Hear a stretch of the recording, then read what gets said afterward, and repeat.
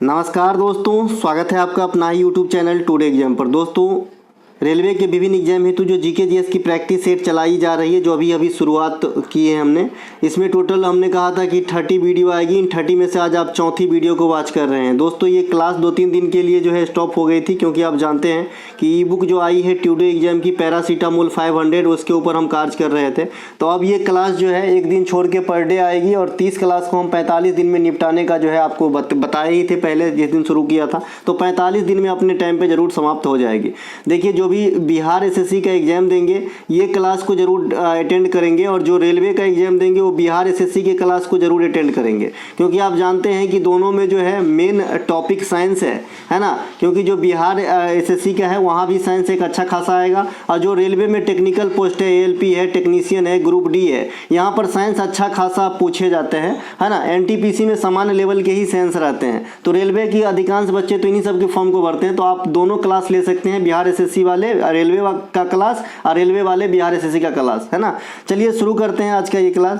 पहला प्रश्न है हमारा, निम्नलिखित में से कौन सी घटना प्रकाश संश्लेषण के दौरान घटित नहीं होती है ना। जो फोटोसिंथेसिस होती है उसमें कौन सी घटना घटित नहीं होती है आपको पहचानना है। क्लोरोफिल द्वारा प्रकाश ऊर्जा का अवशोषण एकदम होता है। क्लोरोफिल अनिवार्य तत्व है जिसे पिगमेंट कहते हैं, और ये सिर्फ पेड़ पौधे में ही पाए जाते हैं, और इसी के कारण पत्ती का रंग हरा होती है। ठीक है, तो ये तो होता ही है। इसके अलावा इस घटना में प्रकाश की ऊर्जा रासायनिक ऊर्जा में परिवर्तित हो जाती है जी, एकदम हो जाती है। प्रकाश संश्लेषण में कार्बन डाइऑक्साइड का कार्बोहाइड्रेट में अपचयन हो जाता है, एकदम हो जाता है। ठीक है, कार्बोहाइड्रेट में अपचयन हो जाता है। अरे आप जानते हो ना प्रकाश संश्लेषण क्या है। तो प्रकाश संश्लेषण क्या है, पेड़ पौधों को जिंदगी चलाने के लिए आवश्यक भोजन बनाने की एक विधि है, मोटे मोटे तौर पे। ठीक है, तो ये भी हो जाएगा आपका कार्बोहाइड्रेट, जो कार्बन डाइऑक्साइड है कार्बोहाइड्रेट में अपचयित हो जाते हैं। इसके अलावा इस प्रक्रिया में ऑक्सीजन ओजोन में बदल जाती है क्या? नहीं, तो ये कथन गलत है, इसीलिए ऑप्शन नंबर डी ही आंसर होगा।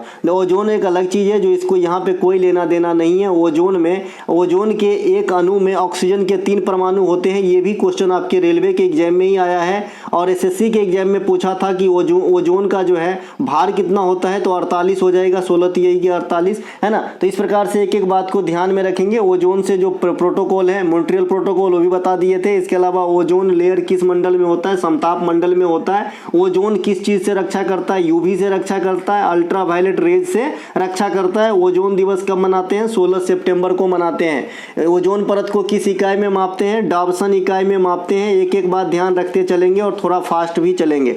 प्रकाश संश्लेषण के दौरान उत्पन्न होने वाली जो गैस है वो कौन सी है? ऑक्सीजन। और ये ऑक्सीजन कहाँ से आती है दादा? जल से आती है, जल से आती है, जल से आती है। इसके अलावा पेड़ पौधे रंध्र या स्टोमेटा के द्वारा जो आपका सांस लेता है, ये स्टोमेटा सबसे पहले कहाँ पे किस अंग में होता है? तो ये आपने अंग पहचान लिया होगा, इसे कहते हैं जी पत्ती, है ना। इसी के पृष्ठ पे होता है स्टोमेटा, यहाँ से पेड़ पौधे सांस लेते हैं। तो आज के बाद दोबारा नहीं पूछना पेड़ पौधे सांस कहाँ से लेते हैं, स्टोमेटा से लेते हैं। कई बार ग्रुप डी में 2022 में जो ग्रुप डी का एग्जाम हुआ वहाँ पे ये क्वेश्चन और हरित क्रांति वाले क्वेश्चन को कॉमन कर रखा था एग्जामिनर, जैसा कि आपको भी याद होगा। इसके अलावा जो रंध्र के खुलने और बंद होने की जो क्रिया होती है वो डिपेंड करता है कि पेड़ पौधे के जो कोशिका होती है उसके अंदर जल की मात्रा है या नहीं, है ना। तो इस पे डिपेंड करता है। ठीक है, तो ये भी एक बात एडिशनल जानकारी जरूर रखें। इनके अलावा एक बार ही क्वेश्चन पूछा गया कि भाई पेड़ पौधे में श्वसन की क्रिया होती है पेड़ के निम्नलिखित में से किस भाग से? ऑप्शन में था लाल भाग, काला भाग, है ना, लाल भाग, काला भाग, हरा भाग,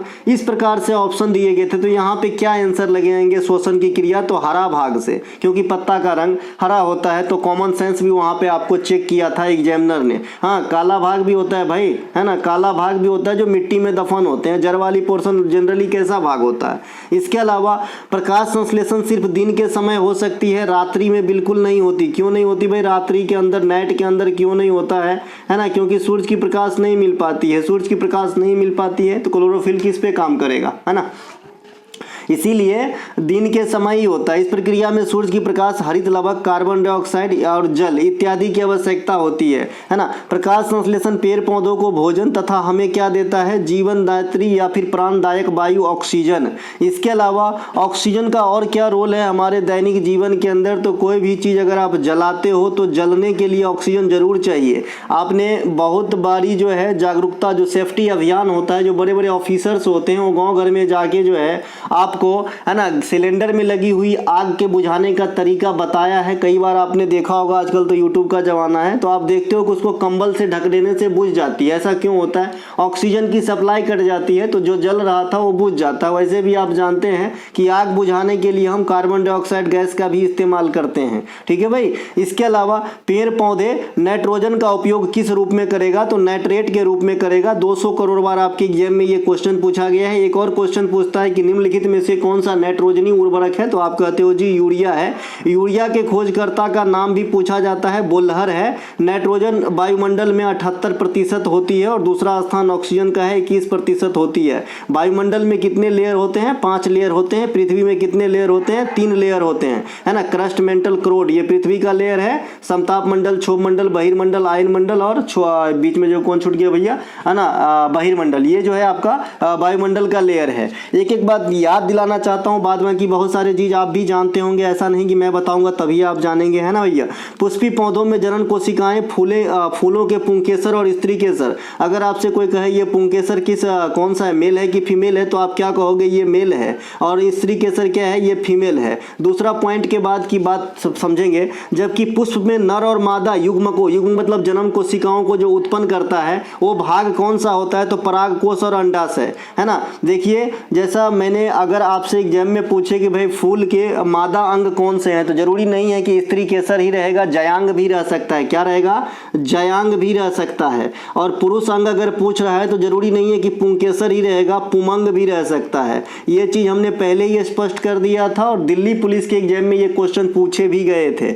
इसके अलावा पेड़ पौधे में जो रंगीन लवक होता है, रंगहीन लवक, माफ कीजिएगा, बिना रंग वाला जो लवक होता है, पिगमेंट होता है, उसे ल्यूकोप्लास्टिक कहते हैं, है ना। और क्लोरोफिल कैसा लवक है? तो रंग वाला लवक है भाई, है ना। इसके अलावा निम्नलिखित में से किस रासायनिक अभिक्रिया या फिर गर्म करने पर जो पदार्थ है, या तो रासायनिक अभिक्रिया के द्वारा या फिर गर्म करने के माध्यम से अम्लीय वर्षा के लिए उत्तरदायी गैस का निर्माण करता है? तो सबसे पहले मैंने क्वेश्चन बनाया है तो आपको जानकारी होना चाहिए कि अम्लीय वर्षा के लिए उत्तरदायी गैस जो है मोटे तौर पे कौन सा है? तो SO2 और NO2 है। तो निम्नलिखित में से किस प्रक्रिया में या तो आप गर्म करेंगे या फिर रिएक्शन होगा तो आपको जो है SO2 गैस की प्राप्ति होगी? ऑप्शन से देखने से पता चल रहा है कि इसमें तो कहीं ऐसा है नहीं। ठीक है, तो S कहाँ से है भैया? हाँ माफ कीजिएगा, NO2 और SO2, तो S कहीं नहीं है, तो SO2 तो हम खोजेंगे ही नहीं। NO2 खोज सकते हैं तो यहाँ पर भी N नहीं है, यहाँ पर भी नहीं, यहाँ पर डायरेक्ट यहाँ से बन जाएगा। ऑप्शन नंबर 1 राइट आंसर हो जाएगा। ठीक है भाई। अब जब हाइए नहीं तो कहाँ आकाश से टपकेगा, तो यहाँ पे 1 नंबर, तो यहाँ पे है ना देहाती दिमाग लगा के भी निकाल सकते हैं। बाद बाकी आपको याद रखने के लिए कि जब आपका जो है ना PbNO3 को गर्म करते हैं तो नाइट्रोजन डाइऑक्साइड गैस की जो है प्राप्ति होती है। नीचे हमने सारा अभिक्रिया आपको दर्शा दिया है। संगमरमर को आप गर्म करते हैं तो आपको जो है कैल्शियम ऑक्साइड, जिंदा चूना और कार्बन डाइऑक्साइड गैस की प्राप्ति होती है। जब आपका कॉपर ऑक्साइड हाइड्रोजन से अभिक्रिया करता है तो आपको जल का निर्माण होता है। और जब कार्बन मोनोऑक्साइड आपका हाइड्रोजन से अभिक्रिया करता है तो CH3OH के निर्माण होती है। आपके सामने जो भी मैंने बोला ये आपके रिएक्शन नीचे लिखा हुआ है। यहाँ से भी कुछ बताने को है कि हाँ बताने को है। संगमरमर को आप क्या कहते हैं? मेटामॉर्फिक चट्टान कहते हैं। कई बार आपसे पूछा जाता है भाई, है ना, कि भाई संगमरमर किस प्रकार की चट्टान है, तो आप कहते हो मेटामॉर्फिक चट्टान है। दूसरी बात यहाँ से एक चीज और समझाने के लिए है, ये वाली जो आप अभिक्रिया देख रहे हैं जहाँ पे आपके पेन से मैंने लाल किया है, इस अभिक्रिया में क्या हो रहा है? एक बार ऑक्सीजन हट रहा है, देखिए CuO से ऑक्सीजन हट गया। मैंने आपको कहा था कि रिमूवल ऑफ ऑक्सीजन कौन सी अभिक्रिया कहलाता है? तो एडिशन ऑफ ऑक्सीजन क्या होता है? ऑक्सीकरण। क्या होता है? ऑक्सीकरण। और रिमूवल ऑफ ऑक्सीजन क्या हो जाएगा? अवकरण। क्या हो जाएगा? अवकरण। तो यहाँ पे एक बार ऑक्सीजन हट रहा है और एक बार में क्या हुआ है? ऑक्सीजन जुट भी रहा है। तो ये आपका रेडॉक्स अभिक्रिया का उदाहरण हो जाएगा, जिसमें है ना अवकरण और ऑक्सीकरण अभिक्रिया सेम साथ मतलब एट अ टाइम चल रहा है, तो इसे रेडॉक्स अभिक्रिया कहते हैं। ये भी एग्जाम में पूछा जाता है। ठीक है भाई। रेडॉक्स अभिक्रिया जब ऑक्सीकरण और अवकरण साथ में हो। ऑक्सीकरण किसे कहते हैं? Addition of oxygen, removal of hydrogen. अवकरण किसे कहते हैं? Addition of hydrogen, removal of oxygen. दोनों एक दूसरे की उल्टा बात कर लेंगे तो हो जाएगा। बाद बाकी अवकरण में क्या होता है? इलेक्ट्रॉन का ग्रहण होता है और ऑक्सीकरण में क्या होता है? इलेक्ट्रॉन का त्याग होता है। अम्लीय वर्षा सल्फर डाइऑक्साइड और नाइट्रोजन डाइऑक्साइड के कारण होती है। इसमें क्या होता है कि वर्षा का जो जल होता है, जो सबसे शुद्ध जल माना गया है पृथ्वी पे गिरने से पहले, ठीक है भैया, तो उस जल में जो है pH मान की वैल्यू घट जाती है और जैसे ही पीएच मान की वैल्यू घटेगी तो आप कोई भी चीज़ जानते हैं कि अम्लीय प्रवृत्ति को प्राप्त करता है और 7 से नीचे ऑलरेडी अम्लीय प्रवृत्ति की चीज़ होती है। ठीक है, तो पीएच मान घटने से ही वर्षा का जल अम्लीय वर्षा कहलाता है। इसके अलावा यहाँ पे आरपीएफ का जो आप सेट देख रहे हैं इसकी एंट्री फीस 49 रुपया है ना। जो भी बच्चे इंटरेस्टेड हैं, जो बच्चे मुझ पे बिलीव करते हैं, है ना, और तो वो जो है ऐड हो सकते हैं। दूसरी बात ये ई बुक आपका ईवर ग्रीन मैंने बना दिया हूँ। इसमें जो है 31 दिसंबर, है ना, 31 मार्च 2024 तक के अपडेटेड डाटा है। ठीक है भाई, तो ये ई बुक जरूर ग्रहण कर लें भाई। मैं बता रहा हूँ 99 रुपया में ऐसी कंटेंट आपको नहीं मिलेगा, है ना। ये 99 रुपये की ई बुक है, प्रिंट करा लेंगे, मान लीजिए 250 रुपया प्रिंट में जाएगा, है ना, तो लगभग 250, 270, 75 रुपये की कॉस्ट में एक फुल फ्लेज ऐसा बुक आपको कि सिर्फ वही कंटेंट आपको दिखेगा जो एग्जाम में आता है। खास करके वो बच्चे जिनको एसएससी वगैरह की एग्जाम ज़्यादा कंडक्ट करते हैं उनके लिए रामबाण। 500 से भी अधिक बच्चे ऑलरेडी ले चुके हैं, तो आप क्यों पीछा रह गए इतने छोटे से रकम में। तो आप ले सकते हो भैया। जो बच्चे पहले पीडीएफ लिए हैं उनको छूट दिया जाएगा। छूट जो है सिर्फ इस आरपीएफ वाले क्लास में नहीं है, क्योंकि ये अभी शुरुआत हुआ है भाई। तो अब ये लोगे, अब ये छूट ले लोगे। तो पहले अगर आप पीडीएफ लिए हैं तो आपको डिस्काउंट मिल जाता है उस पीडीएफ वैल्यू का 70%। तो कोई भी बच्चे इंटरेस्टेड है, ये जो मोबाइल नंबर आपको दिख रहा होगा, यहाँ पे दिख रहा है या फिर डिस्क्रिप्शन में लिंक है, इस पे व्हाट्सएप मैसेज कर सकते हैं। वर्ष 2024 के लिए कुल कितने विभूतियों को मरणोपरांत भारत रत्न दिया गया? समझिए, सोचिए, रुकिए, तब पार करिए। रेलवे के जो क्या फाटक होता है वहाँ पे लिखा रहता है एक सिग्नल के पहले, उसे कहते हैं गेट सिग्नल। जब आप रेलवे के अंदर आएंगे तब समझेंगे। ठीक है, तो 4 जन को मरणोपरांत दिए गए हैं और 1 जन जो अभी लाइव हैं उनको दिया गया, यानी टोटल 5 आदमी को दिया गया। आंसर हो रहा है आपका ऑप्शन नंबर बी, 4 जन को। देखिए 2024 में जो 5 विभूतियों को पुरस्कार मिला है, पीवी नरसिम्हा राव साहब हमारे बीच नहीं है, चौधरी चरण सिंह साहब हमारे बीच नहीं है, एमएस स्वामीनाथन साहब 2023 में इनका निधन हो गया था, ये भी हमारे बीच नहीं है, कर्पूरी ठाकुर साहब बिहार के राजनेता, ये भी हमारे बीच नहीं है, लाल कृष्ण आडवाणी साहब एकमात्र जीवित पर्सन है इन 5 में। ठीक है भैया, तो ये 5 विभूति हैं जिनको भारत रत्न दिया गया है। इन 5 में सिर्फ लाल कृष्ण आडवाणी ही जीवित हैं। लाल कृष्ण आडवाणी भारत के जो है उप प्रधानमंत्री रह चुके हैं। इनके अलावा चौधरी चरण सिंह, पीवी नरसिम्हा राव भारत के पूर्व प्रधानमंत्री रह चुके हैं,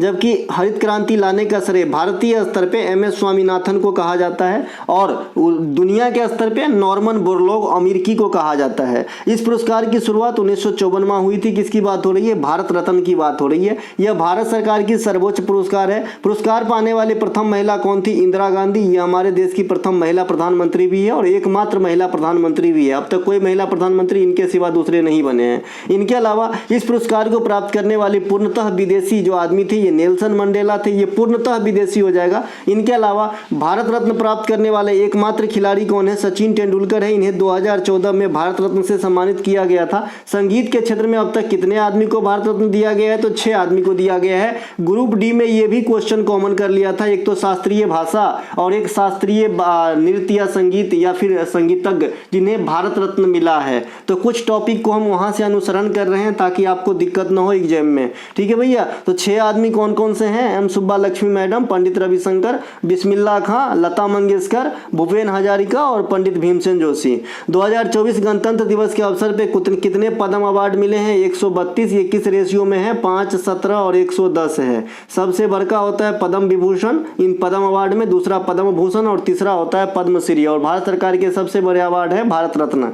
खगोलीय दूरदर्शी में कितने लेंस की उपयोग की जाती है? देखिए दूरदर्शी भी कई प्रकार के होते हैं। पार्थिव दूरदर्शी होते हैं, गैलीलियो दूरदर्शी होते हैं, सरल सूक्ष्मदर्शी होते हैं, खगोलीय दूरदर्शी होते हैं, है ना, संयुक्त दूरदर्शी होते हैं, इस प्रकार के, है ना, बाई वाला। तो ये भी कई प्रकार के होते हैं जी। तो खगोलीय दूरदर्शी में 2 लेंस की उपयोग किया जाता है। कितना? 2 लेंस की उपयोग। इस प्रकार से 2 लेंस की उपयोग किया जाता है ना, ऐसा देखने वाला रहता है, दोनों आंख में लगा लेते। इसके अलावा खगोलीय दूरदर्शी में 2 लेंस की उपयोग की जाती है। दोनों ही लेंस किस प्रकार की होती है? उत्तल लेंस किस प्रकार की होती है। एक क्वेश्चन और भी एग्जामिनर आपसे करता है कि मानव का जो लेंस होता है आंख में, वो किस लेंस की भांति कार्य करता है? तो ये भी उत्तल लेंस के भांति ही कार्य करता है। ठीक है, तो ये बात भी ध्यान रखेंगे।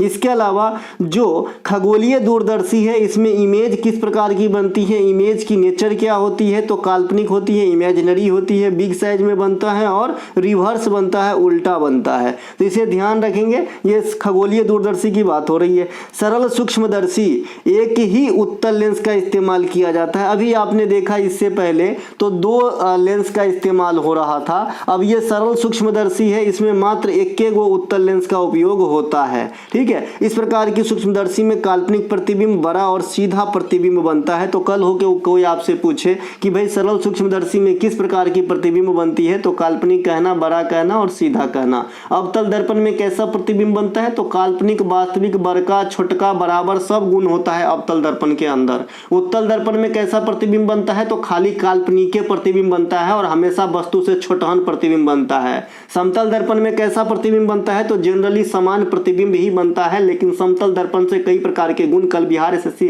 के क्लास में हमने बताया था, वहां पे न्यूमेरिकल भी बना के बताया था, है ना। समतल दर्पण में आपसे पूछा जाता है नंबर ऑफ इमेज, अगर 2 दर्पणों के बीच में कोई भी पिंड, कोई भी चीज रखा गया है तो मैंने बताया था उन बीच में जितना कोण बनेगा 360 में उतने से भाग देके घटा देना है। इसके अलावा मैंने बताया था अगर आप समतल दर्पण में अपनी पूरी इमेज देखने चाहते हो, मान लो आप 6 फीट का हो, आपका पूरा प्रतिबिंब देखना चाहिए, तो कम से कम इस मिरर का साइज 3 मीटर की हो या 3 फीट की होनी चाहिए। 3 मीटर का तो आदमी होता ही नहीं भाई। इसके अलावा पार्थिव दूरदर्शी में 3 उत्तल लेंस का प्रयोग किया जाता है। अभी आपने 2 देखा, 1 देखा, अब 3 देखिए। पार्थिव दूरदर्शी में 3 उत्तल लेंस का प्रयोग किया जाता है। इसमें भी काल्पनिक, वास्तविक और माफ कीजिएगा, काल्पनिक, बड़ा और सीधा प्रतिबिंब बनता है। गैलीलियो की दूरदर्शी में अवतल और उत्तल दोनों प्रकार की लेंस की इस्तेमाल की जाती है। इसमें काल्पनिक प्रतिबिंब बनती है। लेंस की क्षमता को हम डायोप्टर से मापते हैं, है ना। अब इतना लेंस आपने पढ़ लिया है। लेंस का सूत्र हमने उस दिन बता दिया था, 1/f बराबर 1/v माइनस 1/u होता है, और दर्पण का सूत्र होता है 1/f बराबर 1/v प्लस 1/u होता है। v क्या होता है, u क्या होता है, v क्या होता है प्रतिबिंब की दूरी, u क्या होता है वस्तु की दूरी, f क्या होते हैं फोकस दूरी। ठीक है भाई। इसके अलावा मैंने पावर निकालने की सूत्र बता दिया था 1/, फोकस दूरी, लेकिन किस चीज में, मीटर में। ठीक है, पावर, है ना। इसके अलावा भारत में अंग्रेजों के द्वारा निर्मित पहला किला कौन सा था, किला, तो फोर्ट सेंट जॉर्ज। ये कहाँ पे है भाई, फोर्ट सेंट जॉर्ज, ये है आपके चेन्नई के अंदर। ये भारत में 1639 में अंग्रेजों के द्वारा निर्माणाधीन पहला किला है, तो इसे भी ध्यान रखेंगे। इसी प्रकार से एक एसएससी सीजीएल ने क्वेश्चन पूछा कि करेंसी बिल्डिंग इंडिया में कहाँ है ना। करेंसी बिल्डिंग इंडिया में कहाँ है, मुद्रा भवन, तो ये आपके कोलकाता के अंदर स्थित है। जो बच्चे पहली बार सुन रहे हैं कहीं चाणक्य के डायरी में लिख ले, रफ कॉपी में। इसके अलावा भारत की स्थित सबसे पुरानी मस्जिद जुरामन मस्जिद केरला में है, और सबसे पुराना चर्च सेंट थॉमस चर्च भी केरला के अंदर है। दिल्ली का लाल बाग शाहजहां, लाल किला भैया, है ना, लाल बाग नहीं हो। दिल्ली का लाल किला शाहजहां ने बनवाया है, जबकि आगरा का जो किला है वो अकबर ने बनवाया था। भारत की राजस्थान स्थित जो कुंभलगढ़ का किला है, इसे भारत में महान किला का दर्जा दिया गया है, और माना जाता है कि चाइना के दीवार के जैसा है ये भारत में। इसके अलावा जंजीरा का किला, एसएससी ने पूछा था ये क्वेश्चन, जंजीरा का किला कहाँ स्थित है, तो ये रायगढ़ में स्थित है। रायगढ़ के पास ही मैं रहता हूँ महाराष्ट्र में, जैसा कि आप भी जानते हैं, मैं पूना के नज़दीक रहता हूँ, तो यहाँ से रायगढ़ डिस्ट्रिक्ट बहुत नज़दीक है। इसके अलावा लाल किला के उत्तरी गेट को कश्मीरी गेट कहते हैं, और पश्चिमी गेट को लाहौरी गेट कहते हैं। आने वाले जो तूफान है उससे पहले का संकेत है। ये सब क्वेश्चन आपके एग्जाम में छपते हैं, दगते हैं। ठीक है भाई। यहाँ से क्वेश्चन आपके एसएससी एमटीएस ने उठाया था कि जब देश आज़ाद हुआ था तो सबसे पहले भारत के प्रथम प्रधानमंत्री, है ना, जवाहरलाल नेहरू ने लाल किला के प्रांगण में कहाँ से झंडा फहराया था, वहाँ पे लाहौरी गेट, कश्मीरी गेट और न जाने 2 गेट कौन कौन से दे दिए थे, तो पता रहेगा तब न मारोगे। लाहौरी गेट पश्चिमी द्वार है, और कश्मीरी गेट नाम से स्पष्ट है, कश्मीर उत्तर में पाएगा तो उत्तरी गेट है। इसके अलावा सिंधु घाटी सभ्यता का एकमात्र शहर चुंदुहारो, जो बिना गढ़ का है। मैं गढ़ यहाँ क्यों पढ़ा रहा हूँ, क्योंकि किला से क्वेश्चन उठा था। ठीक है। हड़प्पा सभ्यता में धोलावीरा 3 भागों में विभाजित हुआ करता था, ये बात कहना जरूरी था जी, एकदम जरूरी था, क्योंकि आप जानते हैं कि हड़प्पा सभ्यता में सभी नगर 2 भागों में विभाजित हुआ करता था, लेकिन धौलावीरा जो है 3 पार्ट में डिवाइडेड था। हड़प्पा कालीन पतन नगर मतलब जहां पर बंदरगाह रहा करता था, पोर्ट हुआ करता था, ये भारतीय स्थल लोथल में भी था और पाकिस्तान के सुरकोतदा में भी था। ठीक है। हड़प्पा कालीन विस्तृत नगर मोहनजोदड़ो था, जो पाकिस्तान में है, और इंडिया के लिहाज से बात करेंगे तो राखीगढ़ी में है आपका हड़प्पा कालीन सबसे विस्तृत नगर, हरियाणा में है। अगला प्रश्न है हमारा, एक सरल सूक्ष्मदर्शी 2 डायोप्टर क्षमता के उत्तल लेंस लेंस से बना है। सबसे पहले आपको लेंस में पावर जरूर ज्ञात होना चाहिए, उत्तल लेंस, अवतल लेंस, ठीक है भाई। तो उत्तल लेंस से बना है, इस सूक्ष्मदर्शी की आवर्धन क्षमता क्या होगी, ठीक है भाई। अब देखो मैंने यहाँ पे बना के आंसर दिया है, तो पहले आंसर रटना नहीं है, बनना सीख लेना है ना। तो देखिए यहाँ पे आवर्धन क्षमता को हम m से डिनोट करते हैं और m बराबर होता है 1/d प्लस f। f तो आप समझ रहे होंगे, अभी अभी जिक्र किया हमने, इसे कहते हैं भैया फोकस दूरी, है ना, इसे कहते हैं दी फोकस दूरी। लेकिन ये d क्या है, तो आपने एक क्वेश्चन बहुत बार एग्जाम में अटेंड किया होगा कि एक स्वस्थ नेत्र के लिए सुस्पष्ट दर्शन की न्यूनतम दूरी क्या होती है, तो आपका आंसर होता है जी 25 सेंटीमीटर। तो यहाँ पे यही d है ना, तो यहाँ पे आप d के जगह पे 25 सेंटीमीटर भी रख सकते हो, लेकिन फार्मूला आपका m बराबर 1/d/f होगा। और d क्या हो गया आप समझ गए, अभी मैं बताया क्या होता है ये, कि एक स्वस्थ नेत्र के लिए सुस्पष्ट दर्शन माने किसी वस्तु को अच्छे से देख पाने के लिए जो न्यूनतम दूरी है वो होता है जी d। तो ऊपर का फार्मूला में कोई दिक्कत नहीं कि क्या होता है, ठीक है। अब यहाँ पे p बराबर 1/f, अभी मैंने बताया था कि पावर बराबर 1 फोकस दूरी, लेकिन मीटर में, ठीक है। तो उसी प्रकार से मैंने यहाँ पे कर लिया, तो हमारा पावर देख के रखा है 2 डायोप्टर, डायोप्टर को d से इंडिकेट करते हैं, तो ये d एक अलग चीज हो गया और ये dg एक अलग चीज हो गया, ठीक है। तो 2 डायोप्टर बराबर यहाँ से कोना कानी गुना, पहले तो 1/f लिख लेंगे, फिर कोना कानी गुना करते हैं तो f बराबर 1/2 हो जाता है, ये 2 नीचे आ जाएगा, f यहाँ पे चला जाएगा। 1/2 का मतलब होता है 0.5 यानी हाफ मीटर का मतलब दादा 50 सेंटीमीटर। अब सूत्र में आते हैं तो m बराबर क्या है 1 + d/f, तो 1 प्लस, है ना, d का वैल्यू मैंने अभी कहा कि 25 सेंटीमीटर होता है, और यहाँ पे मैंने सेंटीमीटर में ऑलरेडी निकाल रखा है 50 सेंटीमीटर, ये कट जाएगा, हाफ हो जाएगा, ये 1 + हाफ मतलब 1.5 हो जाएगा, 1.5 का मतलब 3/2 हो जाएगा 3/2 हो जाएगा, मुंह से निकलने वाला था कि 1.5 का मतलब 3.5 आवर्धन क्षमता का कोई मात्रक नहीं होता है, ठीक है भैया। एक सामान्य नेत्र के लिए स्पष्ट दृष्टि की न्यूनतम दूरी 25 सेंटीमीटर। एक क्वेश्चन और आता है कि भाई परावर्तित, अगर आपको इको सुनना है तो भाई जो पिंड है और उससे जो टकराएगा उसकी दूरी न्यूनतम कितनी होनी चाहिए, तो 17 मीटर होनी चाहिए। एक क्वेश्चन और पूछता है भाई सूरज की प्रकाश कितने सेकंड में आता है, भाई 500 सेकंड में या 8.2 मिनट में आता है ना। तो ये कुछ एक बातें जो है आंकड़ा आप जरूर याद रखें। इनके अलावा अप्रैल 2024 में भारतीय महिला हॉकी टीम के मुख्य कोच के रूप में किसने शपथ लिया है, ये परसों की बात है, और आपके रेलवे के एग्जाम और जो भी आने वाली एग्जाम है वहाँ पे ये अपना अच्छा खासा स्थान बनाएगा, VVI करके रखेंगे, कल ही की बात है जी, है ना। तो मुख्य कोच के रूप में हरेंद्र सिंह पहले सीनियर पुरुष हॉकी के टीम के कोच भी रह चुके हैं, अभी महिला हॉकी टीम के कोच बने हैं, तो ये जो है चर्चा का विषय रहे तो आपको एग्जाम में दिखेंगे। हरेंद्र सिंह इससे पहले 2018 में सीनियर पुरुष हॉकी टीम के कोच भी नियुक्त किए गए थे। भारतीय हॉकी टीम के वर्तमान जो कोच है पुरुष वाला वो क्रेग फुलटन है, एक्चुअली फल्टन नहीं है, फुलटन है। इसके अलावा वर्तमान में भारतीय क्रिकेट टीम के मुख्य कोच है कौन है, राहुल द्रविड़ है। BVS लक्ष्मण की बनाए जाने की जो है बात हो रही है, राहुल द्रविड़ से पहले रवि शास्त्री साहब थे, ठीक है। इनके अलावा भारतीय महिला क्रिकेट टीम के मुख्य कोच अभी कौन है, अमोल मजूमदार है, रमेश पवार भी रह चुके हैं। इसके अलावा पुरुष हॉकी वर्ल्ड कप 2023 उड़ीसा के भुवनेश्वर स्थित कलिंगा स्टेडियम और उड़ीसा के राउरकेला, जहां पे दूसरे पंचवर्षीय योजना में फैक्ट्री लगाई गई थी जर्मनी के सहयोग से राउरकेला में, वहां पे जो है आपका बिरसा मुंडा हॉकी स्टेडियम भी है। तो इन दोनों स्टेडियम में कराए गए थे 2023 में हॉकी वर्ल्ड कप, है ना, जहां पे विजेता कौन रहा था, जर्मनी, उपविजेता कौन रहा था, बेल्जियम। भारत पुरुष हॉकी टूर्नामेंट एक के बार जीता है 1975 में, ठीक है, और पुरुष हॉकी वर्ल्ड कप की शुरुआत कब होती है, 1971 में। एक एक बात ध्यान रखेंगे, अंडर 90 वर्ल्ड कप भारत जो पुरुष वाला है 5 टाइम जीता है ना। इसके अलावा T20 अंडर 90 महिला वर्ल्ड कप पहली बार हुआ, फर्स्ट बार भारत मतलब एक बार जीता है। वर्ल्ड कप 1983 और 2011 2 बार जीता है। ये कुछ एक चीज है जरूर ध्यान रखें। इनके अलावा फील्ड हॉकी में कितने खिलाड़ी होते हैं, हॉकी के पीछे फील्ड लिखना इसलिए जरूरी होता है क्योंकि आइस हॉकी भी एक खिलाड़ी होता है, खेल होता है, ठीक है। तो फील्ड हॉकी में 11 खिलाड़ी होते हैं, खेल की अवधि 60 मिनट की होती है। फुटबॉल खेल की अवधि 90 मिनट की होती है। इसके अलावा शैलों की उत्पत्ति, संरचना और संगठन से संबंधित विज्ञान के शाखा को क्या कहते हैं? शैल मतलब जी पत्थर, चट्टान, है ना। रॉक तो पेट्रोलॉजी कहा जाता है, रॉक के अध्ययन को पेट्रोलॉजी कहते हैं। एक इंडियन रॉक है जो है यूट्यूब पे देखते रहता हूँ मैं उसको कभी कभी, इंडियन रॉक काफ़ी बॉडी है ना उनके। झीलों के अध्ययन को लिम्नोलॉजी कहा जाता है ना। कोशिकाओं के अध्ययन को साइटोलॉजी कहा जाता है। मिट्टी के अध्ययन को फीडोलॉजी कहा जाता है। त्वचा संबंधित विज्ञान के अध्ययन को डेर्मेटोलॉजी कहते हैं, है ना। ओल्ड अवस्था, ओल्ड एज के अध्ययन को क्या कहते हैं जी? आप लोग कमेंट ही कर देना। चलो बहुत बार आपने एसपीडी में पढ़ा होगा। एनाटॉमी में क्या होता है? जो शरीर की आंतरिक संरचना है उनकी अध्ययन करते हैं हम एनाटॉमी में। ऑटोप्सी क्या होता है?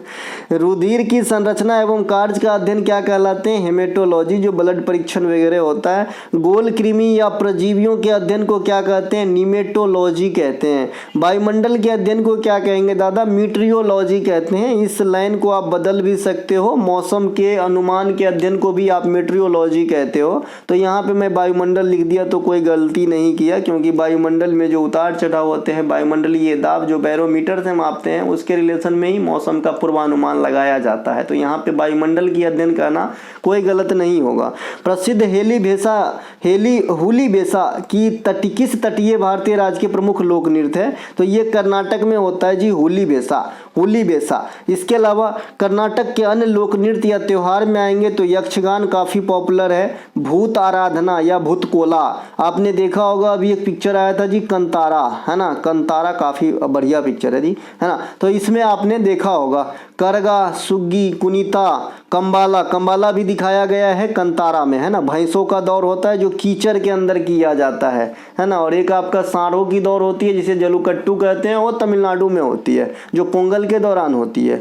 इसके अलावा कर्नाटक संगीत का क्षेत्र आपसे पूछता है एग्जामिनर, तो ये कहाँ तक सीमित रह गया? तो जो भी साउथ के पार्ट हैं, जो खास करके पेनिनसुलर इंडिया है, कर्नाटक, आंध्र प्रदेश, तमिलनाडु, केरल, ये जो भी तटीय प्रदेश है साउथ वाला रीजन, तो यहीं तक सीमित रह गया।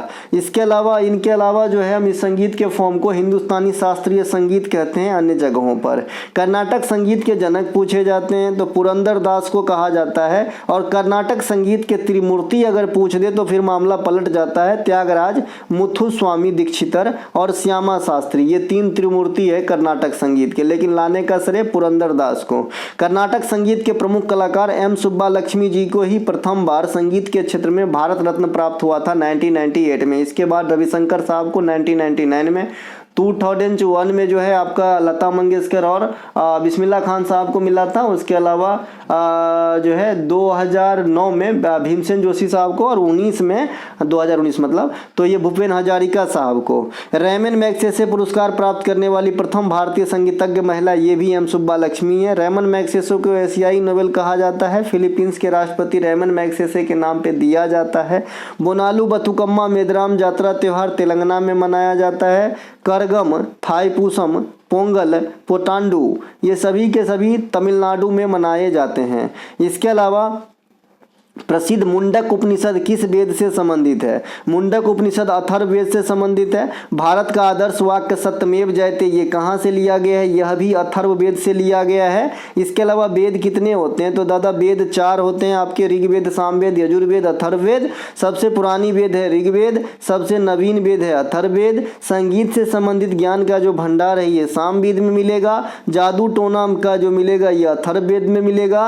धार्मिक कर्मकांड की बात अगर आपको यज्ञ वगैरह सीखना है कि कैसे की जानी चाहिए, क्या है विधि विधान, तो आपको यजुर्वेद पढ़ना होगा। इसके अलावा पुराण कितने हैं भैया? तो 18 पुराण है, जिसमें सबसे बड़ी और विस्तृत और प्रमाणिक पुराण जिसका नाम है मत्स्य पुराण, सातवाहन वंश से ताल्लुक रखते हैं। ऋग्वेद में सर्वाधिक बार चर्चित नदी कौन सी है? सिंधु नदी है। सबसे पवित्र नदी सरस्वती को बताया गया है। गंगा मैया का जिक्र 1 बार की गई है। यमुना नदी को 3 बार जो है मतलब दर्शाया गया है। ऋग्वेद में क्या है? तो ऋग्वेद में कई तरीके से आप इसे एक्सप्लेन कर सकते हैं कि ऋग्वेद क्या है, जिसमें सबसे एक ऑथेंटिक वे है, ऑथेंटिक लाइन है कि ऋग्वेद, है ना, संस्कृत भजनों का संग्रह है ना भैया। इसके अलावा किस अर्धचालक पदार्थ में अशुद्धि मिलाने की प्रक्रिया को क्या कहते हैं? कोई भी अगर आपका अर्धचालक पदार्थ है, सेमीकंडक्टर है, उसमें अगर आप अशुद्धि मिलाएंगे बाहर से तो इस प्रक्रिया को क्या कहा जाता है? तो इसे डोपिंग कहा जाता है। भैया एक डोपिंग टेस्ट भी होता है जो किसी खिलाड़ी को टेस्ट करते हैं एंट्री देने से पहले, और इस मामले में आप कई बार देखते होंगे कि फंस गया, बैन लग गया, है ना। तो यहाँ डोपिंग कहा जाएगा, दोनों सेम नाम है। इस प्रकार के क्वेश्चन आपसे पूछता है लोहा पे जस्ता के परत चढ़ाने की प्रक्रिया गैल्वेनाइजेशन या यसदलेपन या यस्तीकरण कहते हैं। रबर में सल्फर मिलाने की प्रक्रिया को क्या कहते हैं? तो रबर का बलनीकीकरण कहते हैं। साबुन बनाने की प्रक्रिया को क्या कहते हैं? साबुनीकरण कहते हैं। कृत्रिम तेल से कृत्रिम वनस्पति तेल से कृत्रिम डालडा घी, माफ कीजिएगा, कृत्रिम घी या जिसे डालडा कहते हैं, बनाने की प्रक्रिया को हाइड्रोजनीकरण कहते हैं। इस प्रकार के कई सारे प्रश्न हैं, मैं आपको सिर्फ याद दिलाऊंगा, पास्ट में हमने सारे करा दिए। मैं ऐसा मानता हूं कि मैं जो कंटेंट देता हूं, बिकॉज मैं लिमिटेड कंटेंट ही प्रोवाइड कराता हूं, तो आप जरूर देखते होंगे। और जो बच्चे सीरियस 6 महीना देख लिया ना, तो वो जो है किसी कुर्सी पे बैठे होंगे जी, जीके जीएस की वजह से उसका सिलेक्शन नहीं रुकेगा, ये गारंटी है, ठीक है। उतना ही देखिए, मैंने आपको बार बार बताया कि भाई पूरे समुद्र में से मछली पकड़ना और एक छोटा सा तालाब में से पकड़ना, तो दोनों में बहुत फर्क है। तालाब वाला पकड़ाने की चांस बहुत ज़्यादा है तो समुद्र की अपेक्षा। तो उसी प्रकार से मैं बहुत ज़्यादा ना पढ़ाते हुए लिमिट वे में पढ़ाता हूँ और काम की चीज़ पढ़ाता हूँ भाई। अर्धचालक पदार्थ में, और आप कहेंगे कि ये आइडिया मैंने तो किसी का ना तो नकल किया ना मैं किसी का देखता हूँ, जो मेरे मन में आता है अपने एक्सपीरियंस के हिसाब से आपको पढ़ाता हूँ और ऊपर वाले की दया से आप पे फिट बैठता है, ठीक है भाई, है ना। आप कहीं भी देखोगे जो मेरा क्वेश्चन का बेस होता है हूबहू क्वेश्चन रहते भी नहीं है अवेलेबल, क्योंकि मैं बनाता हूँ अधिकांश क्वेश्चन को, ठीक है भैया, है ना। और जो फैक्ट होता है उसमें इतनी नॉलेज आपको दे देता हूँ कि उस वाले बात से कभी भी एग्जामिनर छेड़ेगा क्वेश्चन तो 99% चांस है कि आप बना के आओगे, ठीक है। अर्धचालक पदार्थ से तापमान, जो भी अर्धचालक पदार्थ होती है, अगर उसमें आप टेम्परेचर बढ़ाएंगे तो उसकी चालकता क्या होगी? बढ़ेगी। आपने सोलर लाइट वगैरह देखा होगा, उसमें भी अर्धचालक का प्रयोग किया जाता है। तो क्या होता है कि जब तक दिन के समय होते हैं, है ना, दिन के समय में जैसे ही टेम्परेचर आपका, है ना, बढ़ता है तो दिन के समय बंद हो जाता है और रात के समय जैसे होती है अपने आप चालू हो जाती है, ठीक है। इसके अलावा चालक पदार्थ तापमान के बढ़ाने से उसकी चालकता घटती है। चालक में उल्टा एक मतलब काम करता है। चालक पदार्थ कोई भी कंडक्टर जैसे तांबा हो गया, चांदी हो गया, इसमें अगर आप तापमान को बढ़ाएंगे तो उसकी जो चालकीय गुण है वो घटेगा, लेकिन अर्धचालक में बढ़ जाता है। इसके अलावा, है ना, इसके अलावा अशुद्ध अर्धचालक 2 प्रकार के होते हैं। अशुद्ध अर्धचालक दो, एक तो शुद्ध अर्धचालक हुआ, आपने बाहर से उसमें कोई चीज मिलाया तो क्या बन गया? उस प्रक्रिया को क्या कहा? डोपिंग। जब डोपिंग हो गया तो अर्धचालक कैसा बन गया? अशुद्ध बन गया। अशुद्ध अर्धचालक भी अपने आप में 2 प्रकार के होते हैं, एक एन टाइप होते हैं और एक पी टाइप होते हैं। एन टाइप के जो अर्धचालक होते हैं इसमें 5 संयोजी तत्वों को वाली जो भी तत्व है मिलाने से बनता है, यानी शुद्ध अर्धचालक में 5 संयोजी वाला या फिर पंच संयोजी कहिए, ऐसे तत्व को मिलाएंगे तो आपका जो है एन टाइप अर्धचालक बनेगा। जैसे आप एन को मिला दो, एन भी होगा, और आपका जो है पी भी होगा, है ना, एक AS भी होगा, बिस्मत भी होगा, BI। तो ये सब कुछ एक चीज़ है जो आप मिला दोगे तो आपका एन टाइप बनेगा। अगर पी टाइप की बात करेंगे तो इसमें त्रिसंयोजी पदार्थ को मिलाया जाता है, 3 संयोजी यहाँ पे लिखा गया है, तो आपका पी टाइप का निर्माण होता है। ये दोनों इतना आपके लिए इंपॉर्टेंट नहीं है क्योंकि आज तक एग्जाम में नहीं आया है। मैं इस तक इसलिए पहुँच रहा हूँ क्योंकि आगे की जो लाइन है जब तक आप ये नहीं सुने रहते तब तक वो समझ में नहीं आता। अशुद्धि मिलाया आपने अर्धचालक में, डोपिंग के वजह से 2 प्रकार के अर्धचालक बने, पी टाइप और एन टाइप। पी टाइप कैसे बनते हैं? 5 संयोजी को मिलाने से। एन टाइप कैसे मिलते हैं? 3 संयोजी वाले तत्व को मिलाने से। आधुनिक आवर्त सारणी में कितने उपधातु हैं? 7 हैं। तो यहीं पे धातु और अधातु को भी याद कर लीजिए। धातु 91 है और अधातु कितने हैं? 20 हैं। कृत्रिम तत्व कितने हैं? 24 हैं। ये सब कुछ एक बातें ध्यान रखेंगे। 18 वर्ग हैं, 7 आवर्त हैं, है ना, और परमाणु क्रमांक पर आधारित है। नोबेल गैस लास्ट में है, वर्ग 18 में है, और 17 में हैलोजन है। प्रथम 2 को, है ना, प्रथम 2 यानी एक समूह और समूह 2 को क्या कहते हैं? जो है आपका अल्कलाइन मेटल कहते हैं, क्षारीय तत्व कहते हैं। उसमें भी 2 को क्या कहते हैं, अल्कलाइन पृथ्वी मेटल कहते हैं। 3 से 12 को डी ब्लॉक एलिमेंट या संक्रमणीय धातु कहते हैं। लेंथेनाइड और एक्टियोनाइड जिसमें प्रत्येक में 15-15 तत्व होते हैं और आवर्त सारणी के आप नीचे में देखते हैं, इसे हम एफ ब्लॉक एलिमेंट कहते हैं, है ना भैया। तो इस प्रकार से कुछ बातें ध्यान रखते चलेंगे। ओम का नियम किस पे लागू होता है, अर्धचालक पे लागू होता है क्या, तो नहीं, ओम का नियम सिर्फ चालक पे लागू होता है, या सिर्फ सुचालक कहिए या चालक कहिए या कंडक्टर कहिए, इसी पे लागू होता है, मेटल पे लागू होता है। ओम के नियम का फॉर्मूला अगर आप जानते हैं, मतलब माफ कीजिएगा डेफिनेशन जानते हैं, तो डेफिनेशन से स्पष्ट है। क्या कहता है डेफिनेशन, अचर ताप पर यानी कांस्टेंट टेम्परेचर पे किसी चालक के, चालक यहाँ पे आ गया ना, तो कंडक्टर की बात हो रही है, सिरों के बीच का विभवांतर उसमें प्रवाहित धारा के सीधा समानुपाती होता है, जिसे हम हल करते हैं तो V बराबर RI मिलता है या फिर IR मिलता है। V आपका विभवांतर है, वोल्टेज, I करंट है और R रेसिस्टेंट है। ये है ओम का नियम। अर्धचालक पे लागू नहीं होता है, कुचालक पर भी लागू नहीं होता है ओम का नियम। डिस्टिलेशन, द्रव को क्या करते हैं, पहले वाष्पीकृत कर लो फिर ठंडा करो, डिस्टिलेशन कहलाते हैं। और इसी विधि से जो है समुद्री जल को शुद्ध किया जाता है। 200 करोड़ बार एग्जाम में पूछा गया है।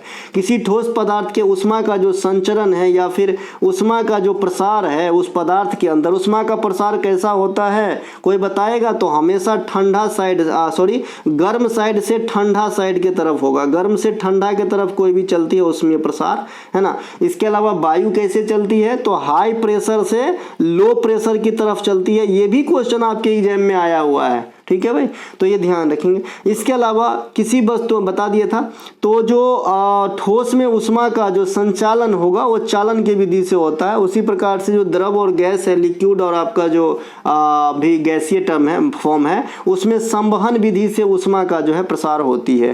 सारनाथ में सिंह चतुर्भुज स्तंभ शीर्ष किसके द्वारा बनवाया गया था, मौर्य सम्राट अशोका के द्वारा, ठीक है। मौर्य वंश की स्थापना चंद्रगुप्त मौर्य ने नंद वंश के अंतिम शासक धनानंद को हरा के चाणक्य के सहायता से किया था। चाणक्य की नाम अलग और कौन कौन से हैं, कौटिल्य और विष्णुगुप्त भी हैं। चाणक्य ने कौन सा किताब लिखा था, जिनका नाम था भैया अर्थशास्त्र। मैं ही बता देता हूं, मैं पूछना चाह रहा था।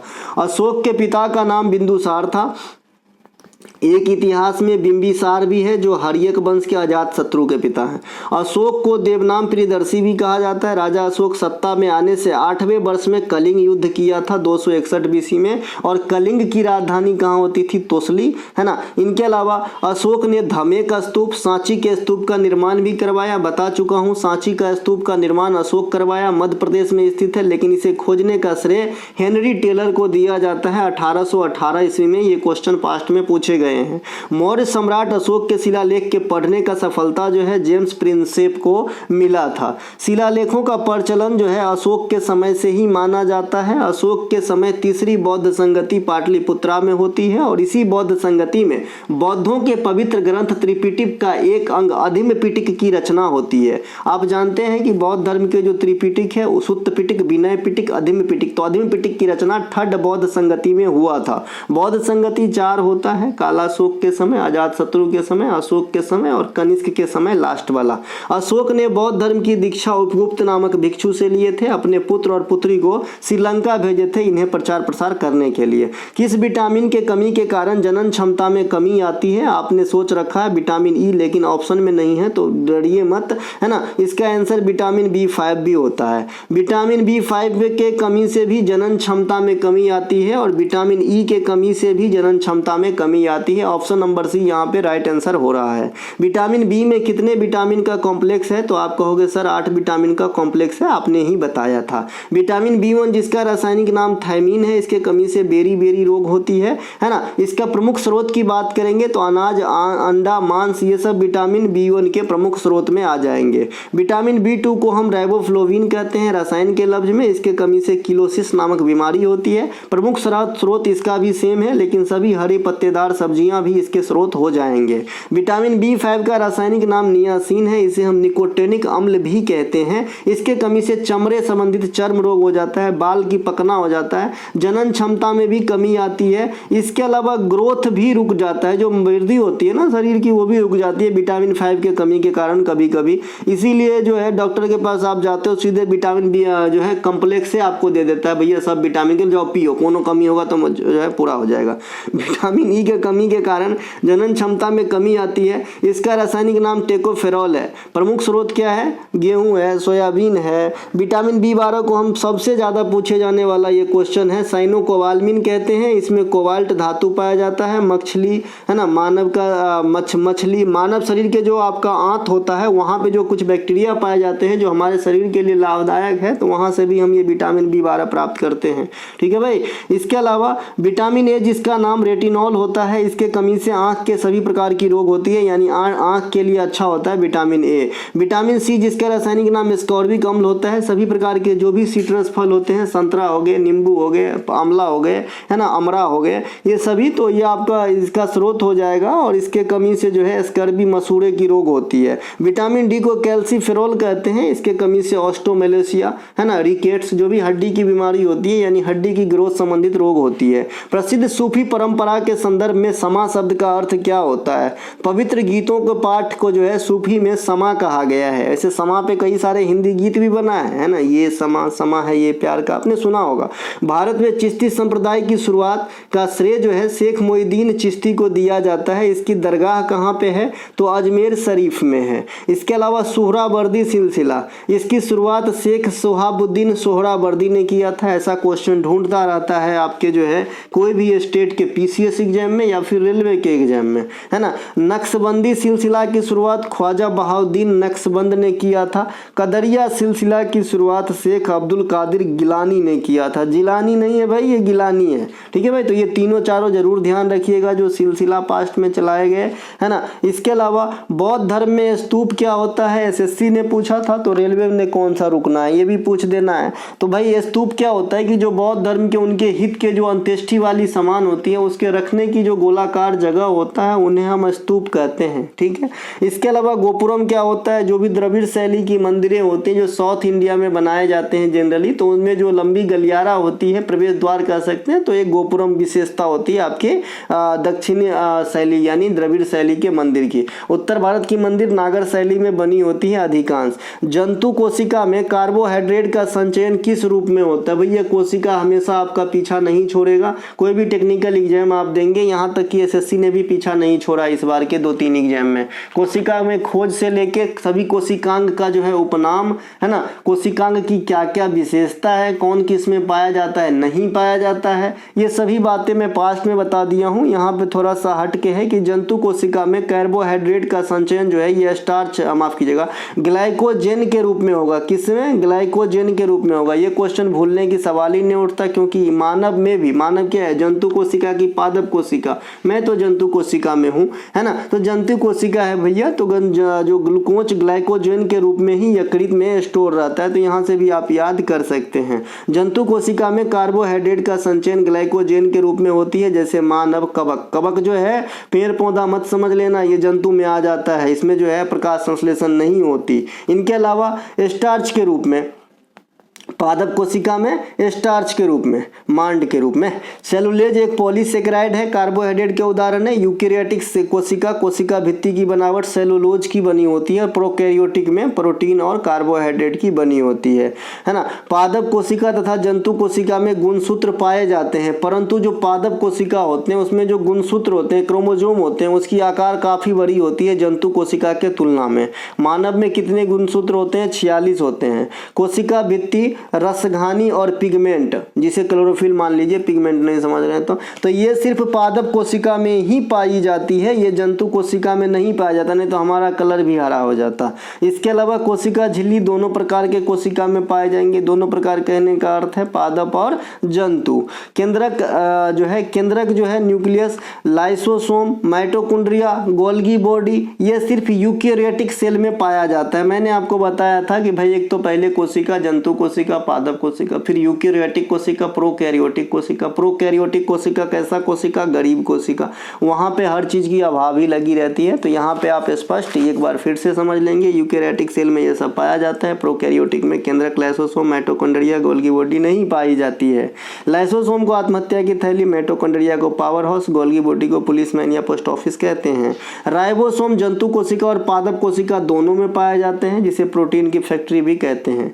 सल्तनत काल में चांदी के सिक्का चलाया गया था इल्तुतमिश के द्वारा, उसका नाम क्या होता था? तो टका होता था। दिल्ली सल्तनत के वास्तविक संस्थापक इल्तुतमिश को ही माना जाता है। हालांकि दिल्ली सल्तनत के प्रथम संस्थापक कुतुबुद्दीन ऐबक गुलाम वंश की स्थापना 1206 में किया था, है ना। इसके अलावा ममलूक वंश भी गुलाम वंश को ही कहते हैं। एनटीपीसी 2016 में पूछा गया क्वेश्चन है। तृतीय शासक हुए गुलाम वंश के इल्तुतमिश। तो इल्तुतमिश ने तुर्कान चिहलगानी दल की स्थापना की, तांबा का जो है जीतल चलाया और चांदी का टका चलाया मुद्रा के रूप में। सल्तनत पे पहली मुस्लिम शासिका रजिया सुल्तान हुई, जो इल्तुतमिश की पुत्री थी। इसके अलावा सल्तनत पे 5 वंशों ने शासन किया, 5 वंशों ने शासन किया। ये बात ध्यान रखेंगे, यहाँ पे कौन सा वंश है भैया? गुलाम खिलजी, तुगलक, सैयद लोदी, है ना। गुल खिला तुम सनम लो। इसके अलावा है ना, सबका पहला संस्थापक बता दिया था, कुतुबुद्दीन ऐबक, गयासुद्दीन तुगलक, गुलाम खिलजी, जलालुद्दीन खिलजी। इसके अलावा सैयद वंश के खिजर खां और लोदी वंश के बहलोल लोदी, है ना। जो सबसे पहले नहर निर्माण की क्रियाकलाप है, ये आपका जो है गयासुद्दीन तुगलक ने कराया, लेकिन बड़े पैमाने पे फिरोज तुगलक ने कराया।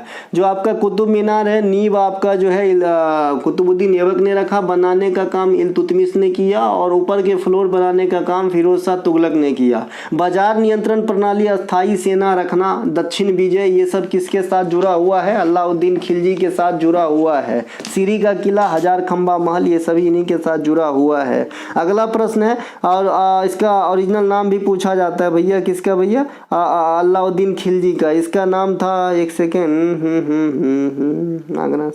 यहाँ पे गलत हो जाएगा, ठीक है। अलाउद्दीन खिलजी का ओरिजिनल नाम जो है निजाम खान नहीं था, निजाम खान सिकंदर लोधी का ओरिजिनल नाम था, है ना। इसके मैं करेक्ट कर दूंगा, है ना, कहीं नहीं जाओगे भाई बच के मुझसे, है ना। तो ये गलत लिखा गया था, इसको थोड़ा सा करेक्ट कीजिएगा। ये निजाम खान जो है सिकंदर लोधी का ओरिजिनल नाम था। अलाउद्दीन खिलजी अपने आप को, है ना, सिकंदर ए सानी कहा करते थे, है ना। इसके अलावा फिक्की का पूर्ण रूप क्या होता है?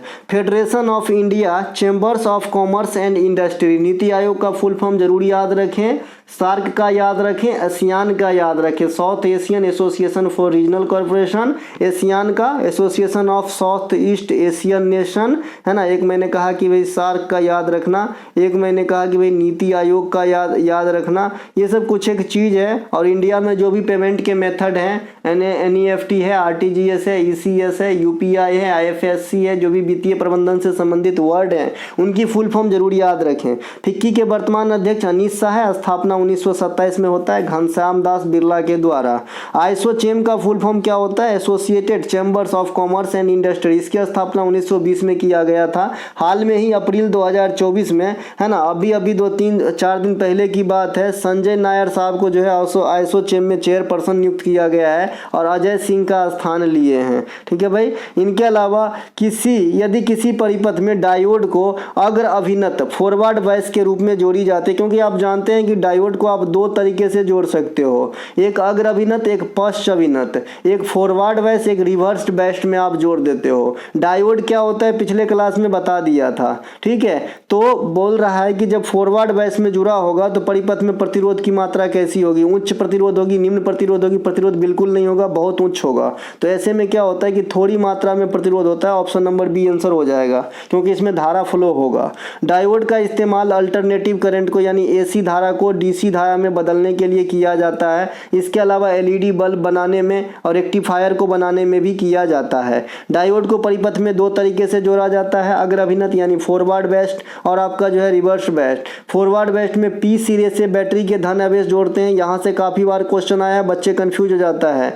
जब भी फॉरवर्ड बायस में जोड़ेगा तो P से जो है धनायन पोल को जोड़ते हैं और N से ऋणायन पोल को जोड़ते हैं, जो जनरली होना भी भी चाहिए फेज और न्यूट्रल, समझ रहे हैं ना। तो ये जब भी आपका जो है फॉरवर्ड बेस में जोड़ेगा तो आप याद रखें फेज न्यूट्रल, फेज पॉजिटिव होता है न्यूट्रल निगेटिव होता है, तो यहाँ से याद रखने की झंझट खत्म हो गई। लेकिन जब भी आप उल्टा जोड़ेंगे आपका रिवर्स बेस में होगा तो ये भी चीज़ उल्टा हो जाएगा, एन पे पॉजिटिव चला जाएगा और पी पे निगेटिव चला जाएगा। दोनों आपको याद हो गया होगा फेज न्यूट्रल वाले वर्ड से, ठीक है भैया। तो इस प्रकार से ध्यान रखेंगे। यहाँ से क्वेश्चन आता है रेलवे में, ड्राइवर के एग्जाम में तो काफ़ी बार पूछे जाते हैं। डायोड का इस्तेमाल रेक्टिफायर एलईडी बल्ब के बनाने में होता है। किसी परिपथ में समांतर क्रम में जुड़े हुए सभी प्रतिरोधों के समतुल्य प्रतिरोध अधिक होते हैं। जो भी प्रतिरोध है अगर समानांतर क्रम में जुड़े हुए प्रतिरोध है तो इसके जो है टोटल प्रतिरोध अलग मतलब अधिक होते हैं, ठीक है। इस प्रकार से अगर समांतर क्रम में जुड़े हुए हैं तो, है ना, माफ कीजिएगा श्रेणी क्रम में जुड़ा होना चाहिए तभी ज़्यादा होगा। यहाँ भी गलत वर्ड है भाई। अच्छा समांतर क्रम है ना, तो यहाँ पे यहाँ कम लिख देना, ठीक है भाई। समांतर क्रम में कम होते हैं क्योंकि आप ऐसे निकालते हो 1/r बराबर 1/r1 प्लस 1/r2, ऐसे में कैलकुलेट करोगे तो ज़्यादा मान आएगा कि r बराबर r1 प्लस r2 कैलकुलेट करोगे तब ज़्यादा मान आएगा। तो आप कहोगे ऐसे में ज़्यादा मान आपका पहले वाले में आता है। मान लीजिए 5-5 ओम के 2 प्रतिरोध लगे हैं तो एक बार श्रेणी क्रम में जोड़ेंगे तो 10 ओम होगा और एक बार समानांतर क्रम में तो 1/r बराबर 1/5 प्लस 1/5 होगा, मतलब 2/5 उलट देंगे तो 5/2 मतलब 2.5 होगा। तो कौन ज़्यादा आया, श्रेणी क्रम में ज़्यादा आया, समानांतर क्रम में कम आता है। ये लाइन को मैं सुधार दूंगा। इसके अलावा किसी परिपथ में अगर आप विद्युत धारा को मापेंगे तो आपको श्रेणी में जोड़ना होगा, सीरीज में जोड़ना होगा अमीटर को, ठीक है। इसके अलावा जो आपका प्रतिरोध की मात्रक होती है ये ओम होती है और प्रतिरोधकता की मात्रक ओम मीटर होती है। और आजकल एग्जाम में ये प्रतिरोधकता की मात्रक हर 2 महीना में रिपीट हो जाते हैं, ठीक है, क्योंकि बच्चे ओम मार के निकल जाते हैं जबकि ओम मीटर होगा। प्रसिद्ध मृत सागर अत्यधिक खारा जल की सागर है। यह निम्नलिखित में से किस महाद्वीप में स्थित है, तो ये एशिया महाद्वीप में स्थित है। ध्यान रखेंगे महाद्वीप पूछा था, है ना। मृत सागर खारे पानी की झील जो जॉर्डन और इजराइल द्वारा सीमाबद्ध है, इसे ध्यान रखेंगे। दुनिया में सबसे अधिक लवणीय झील कौन सा है, तुर्की में वॉन झील है, वॉन झील। इसके अलावा समुद्र की औसत लवणता 35 ग्राम प्रति 1000 ग्राम होता है। दो समान लवणता वाली रेखा को मिलाने वाली जो लाइन होता है आइसोहेलाइन कहते हैं। वर्षा वाले समवर्षा वाले रेखा को बता दिए थे, आइसोहाइट कहते हैं, है ना। इसके अलावा समप्रकाश वाले को आइसोहेल कहते हैं, ध्यान रखेंगे। और गहराई वाले को आइसोबाथ कह सकते हैं, टेम्परेचर वाले को आइसोथर्म कह सकते हैं, समान वाले जो जोड़ते हैं। भारत में प्रसिद्ध लैगून झील चिल्का, ये खारे पानी की झील है, उड़ीसा में, और पहला रामसर साइट है। अंडमान सागर जो है ये अरब सागर, अंडमान सागर, अरब सागर और बंगाल की खाड़ी हिंद महासागर का पार्ट होगा। भूमध्य सागर अटलांटिक महासागर ये जो है पार्ट है। दक्षिण चीन सागर जो दुनिया में सबसे बड़ा समुद्र है ये प्रशांत महासागर का भाग है। अल नीनो ला नीनो प्रशांत महासागर की उपज है। अल नीनो आने वाला है इस बार, इसीलिए इतनी गर्मी ज़्यादा होगी, है ना। पश्चिमी विक्षोभ भूमध्य सागर में स्थित उत्पन्न होती है जो भारत पे भी असर डालता है। इसके अलावा पृथ्वी के सतह पर गुरुत्वाकर्षण के कारण त्वरण का मान क्या होता है, तो भाई त्वरण का मान फिक्स है। गुरुत्वाकर्षण पृथ्वी के सतह पे 9.8 मीटर एक स्टैंडर्ड लिया जाता है। जब आप न्यूमेरिकल सॉल्व करते हो तो वहाँ पे स्मॉल जी का मान यही रखना होता है। जैसे पाई का मान फिक्स है 22/7, या फिर अगर स्पेशली 3.14 जो है यूज करना हो तो कोष्ट में दिया गया रहता है आपके मेंसुरेशन के सवाल में, उसी प्रकार से। इसके अलावा गुरुत्वाकर्षण का जो नियतांक है जी, बरका जी का मान है 6.67 गुने 3/4 गुने 10⁻⁻11। पृथ्वी का घनत्व होता है 5.5 ग्राम CM3, है ना, तो इसे भी ध्यान रखेंगे। पृथ्वी के ध्रुव पर गुरुत्वाकर्षण बल का मान क्या होगा, मैक्सिमम होता है। और जैसे जैसे आप ध्रुव से पोल के तरफ से भूमध्य रेखा की तरफ बढ़ेंगे तो जी का मान क्या होता है, घटता जाता है। क्या होता है, घटता जाता है ना। इसके अलावा ITCZ का कई बार फुल फॉर्म आपसे पूछा जाता है, इंटर ट्रॉपिकल कन्वर्जेंस जोन होता है। जो भूमध्य रेखा के आसपास, अभी मैं आपको दिखाता हूँ भूमध्य रेखा, पहले दिखा देता हूँ क्या होती है ना। ये वाला लाइन पढ़ लिए होंगे, चलिए आते हैं यहाँ। देखिए ये जो बीचों बीच वाली रेखा है इसे हम भूमध्य रेखा कहते हैं, विषुवत रेखा भी कह लेते हैं, इक्वेटर भी कहते हैं। भूमध्य रेखा के आसपास दोनों साइड 5-5 डिग्री है ना, तो ये हो जाता है जी ITCZ जोन। और 10-10 डिग्री ये जो हरा वाला तो कर्क रेखा को इंडिकेट किया हालांकि यहाँ पे, लेकिन मैं आपको बता दूं कि यहाँ से 10-10 डिग्री दूर जाएंगे जिसे डोले ड्रम कहते हैं। यानी भूमध्य रेखा के आसपास की एरिया ही ITCZ जोन है और डोले ड्रम भी है, ठीक है भाई। अगर आपसे कहे कि भाई डोले ड्रम में वायु दाब कैसा होता है तो आप कहोगे निम्न होता है। कैसा वायुदाब होता है, निम्न होता है। रेलवे का ही बाल की खाल वाले क्वेश्चन सब बता रहा हूँ, याद रखिएगा।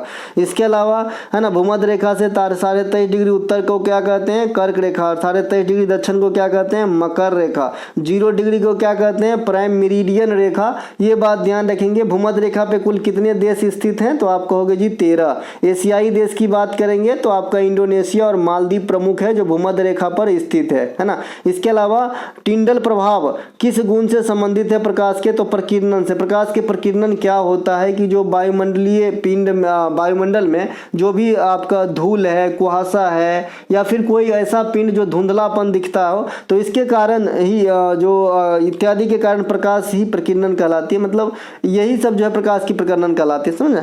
इसके अलावा प्रकाश की प्रकीर्णन का सही बात है। इसके अलावा जिस रंग की तरंग दैर्घ्य यहाँ पे बताया गया है कि भाई जिसकी जितनी ज़्यादा होगा प्रकीर्णन उतना कम होगा, प्रकीर्णन और तरंग दैर्घ्य में रिलेशन है, तो लाल का प्रकीर्णन सबसे कम होना चाहिए और बैंगनी का सबसे अधिक होना चाहिए। भारत में प्रथम नोबेल पुरस्कार विजेता CV रमन साहब 1930 में प्रथम वैज्ञानिक नोबेल पुरस्कार विजेता, यहाँ पे लिखना पड़ेगा नोबेल विजेता वैज्ञानिक, हाँ लिखा है भाई, क्योंकि प्रथम नोबेल पुरस्कार विजेता तो 1913 में साहित्य के क्षेत्र में रविन्द्रनाथ टैगोर गीतांजलि के लिए थे, लेकिन सेकेंड नंबर का नोबेल विजेता भारतीय CV रमन साहब 1930 ईस्वी में। अब विज्ञान के क्षेत्र में पहला नोबेल लॉरिएट है भारतीय, ठीक है। तो दोनों बात ध्यान रखेंगे। 1954 में इन्हें भारत रत्न भी दिया गया था। टिंडल प्रभाव की खोज टिंडल ने 1869 में किया था। दक्षिण पश्चिमी रेलवे का मुख्यालय कहाँ है, देखिए रेलवे का एग्जाम दे रहा है, मुख्यालय टंच कर लीजिएगा। दक्षिण पश्चिम रेलवे का एग्जाम हुबली में है। भारत के सबसे लास्ट रेलवे जोन जो अभी बना है दक्षिण तटीय रेलवे जोन है ना, साउथ कोस्टल रेलवे जोन, इसका मुख्यालय आपका विशाखापट्टनम में होगा। अगर अभी वर्तमान में आपसे कोई पूछता है कि भाई भारत में कितने रेलवे जोन हैं, तो 19 रेलवे जोन कहेंगे। अगर 19 ऑप्शन में नहीं है, 18, 17, 16, 15 है, तो इस स्थिति में 18 को आंसर करेंगे, क्योंकि कोंकण रेलवे को भी रेलवे जोन की श्रेणी में रखा जाता है, तो कोंकण रेलवे सहित 19 जोन हो जाता है भाई। इसके अलावा यहाँ पे आपके रेलवे जोन है, आप देख सकते हो कहाँ पे कौन सा है। दक्षिण रेलवे का चेन्नई में है, दक्षिण पूर्व रेलवे का कोलकाता में है, दक्षिण मध्य रेलवे का सिकंदराबाद में है, दक्षिण पूर्व मध्य रेल बिलासपुर में है, दक्षिण पश्चिम रेलवे हुबली जो ये क्वेश्चन था, पूर्व रेलवे कोलकाता, पूर्व तटीय रेलवे पूर्व मध्य रेलवे पुमरे है ना, तो हाजीपुर। ये सब आप कहाँ देखोगे, मालगाड़ी पे बहुत ज़्यादा लिखे देखते हो ना डब्बा पे, पुमरे है ना। भारे कहाँ पे लिखा रहता है, जो रेलवे के एक्सल होता है वहाँ पे जो इस प्रकार का गोलाकार जो आपका जहाँ पे आपका धुरा लगा रहता है, यहाँ पे भारे लिखा रहता है, भारतीय रेल, ठीक है। तो ये सब तो देख लीजिएगा, ये PDF आप लेंगे तो आप वहीं पे पढ़ेंगे ये सब। चलते हैं आगे। भारत में जो रेलवे की शुरुआत है इसकी थोड़ा सा इतिहास देख लिया। 1853 में डलहौजी के समय हुआ था। पहला रेल मुंबई से ठाना 34 किलोमीटर की दूरी तय करी थी। रेलवे बोर्ड की स्थापना 1905 में आपका जो है करजन के समय हुआ था, है ना। रेलवे बोर्ड में एकमात्र और प्रथम भारतीय महिला CEO जो बने ये आपका जया वर्मा जो अभी है वर्तमान में मैडम एट प्रेजेंट में भी है। रेल बजट को आम बजट से 1925 में एक वर्थ कमेटी ने अलग किया था और 2017 में एक के साथ फिर से पेश किया गया। वर्तमान में सबसे तेज जो रेलगाड़ी चलती है इंडिया में ये वंदे भारत एक्सप्रेस है, और भारत और बांग्लादेश के बीच लेटेस्ट जो रेलगाड़ी चलाई गई है मिताली एक्सप्रेस है ना, 2022 में चली थी, और सबसे लंबी दूरी तय करता है विवेक एक्सप्रेस। राष्ट्रीय मानवाधिकार आयोग के अध्यक्ष कौन होता है, तो भारत के सेवानिवृत्त न्यायाधीश होते हैं। भारत के वर्तमान राष्ट्रीय मानवाधिकार आयोग में अध्यक्ष कौन है, अरुण कुमार मिश्रा जी हैं। प्रत्येक वर्ष राष्ट्रीय मानवाधिकार दिवस कब मनाते हैं, 10 दिसंबर को मनाते हैं। भारत में वर्तमान राष्ट्रीय विधि आयोग के अध्यक्ष कौन है, न्यायमूर्ति ऋतुराज अवस्थी जी हैं। नीति आयोग में अध्यक्ष कौन होते हैं, प्रधानमंत्री। राज्यसभा में कौन होते हैं, उपराष्ट्रपति। और वर्तमान मुख्य चुनाव आयुक्त कौन है, राजीव कुमार साहब। नियंत्रक एवं महालेखा परीक्षक कौन है, गिरीश चंद्र मुर्मू। तो दोस्तों ये थे आज के प्रैक्टिस सेट का वीडियो और अंतिम क्वेश्चन था ये। अगर आपको अच्छा लग गया होगा दिल से तो लाइक जरूर कर देना, अपने दोस्तों में शेयर जरूर करना, और PDF ई-बुक संबंधित कोई भी जानकारी चाहिए डिस्क्रिप्शन में लिंक है, क्लिक करके सिर्फ व्हाट्सएप मैसेज करें, कॉल ना करें। फिर से एक बात बता दे रहा हूं, हमारा कोई शाखा कोई ब्रांच कहीं और से आप PDF ई-बुक हमारा कंटेंट प्राप्त नहीं कर सकते। कोई भी एप्लीकेशन भी अभी फिलहाल मेरा नहीं है, तो आप सिर्फ जो डिस्क्रिप्शन में लिंक है या फिर जो मोबाइल नंबर होती है 93 वाली है ना, 9372693225 एकमात्र नंबर है, इसी पे व्हाट्सएप बात करें। क्योंकि इसलिए मैं कहता हूँ क्योंकि आप जानते हैं कि कभी बीच में घटना घट गया था कि जो है कुछ बच्चे जो है कंटेंट सेल करने लगे थे, ठीक है। तो समझ गए हैं, फिलहाल समझा दिया हूँ, है ना। तो आप यहीं से प्राप्त करें और जो गलत तंत्र है उसको बढ़ावा ना मिलेगा, इसी कहने का मतलब ये है। तो मिलेंगे अगले वीडियो में, तब तक के लिए जय हिंद।